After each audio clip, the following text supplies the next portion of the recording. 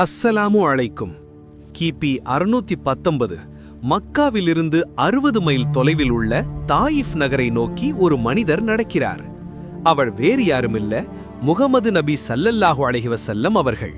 அன்பையும் ஒரு இறைவணக்கத்தையும் போதிக்கச் சென்ற அவருக்கு கிடைத்ததோ கல்லடிகளும் ஏளனமும் தான். அங்கிருந்த வீதி சிறுவர்களும் முட்டாள்களும் கல்லெறிந்து அவரை தாக்கினர். அவரது கால்களிலிருந்து இரத்தம் வழிந்து செருப்புகள் இரத்தத்தால் நனைந்து ஒட்டி கொண்டன. அப்போது மேகங்களுக்கு இடையே வானவர் ஜிப்ரயில் அலைஹி வஸல்லம் தோன்றினார். அவரோடு மலைகளுக்கு பொறுப்பான வானவரும் வந்திருந்தார். அந்த வானவர் நபி ஸல்லல்லாஹு அலைஹி வஸல்லம் அவர்களிடம், முகமதே, உங்கள் மக்கள் உங்களுக்கு செய்ததை இறைவன் பார்த்து கொண்டிருக்கிறான். நீங்கள் உத்தரவிட்டால் இந்த நகரத்தை சுற்றியுள்ள 2 மலைகளையும் அவர்கள் மீது கவிழ்த்து இப்போதே அழித்து விடுகிறேன் என்று கூறினார். ஆனால் அந்த மாமனிதர் சொன்னது என்ன தெரியுமா?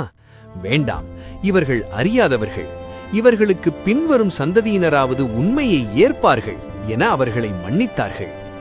வெறுப்பை அன்பால் வென்ற அந்த பெருந்தன்மை இன்றும் உலகிற்கு பாடம். இது போன்ற வரலாறுகளை தெரிந்து கொள்ள இணைந்து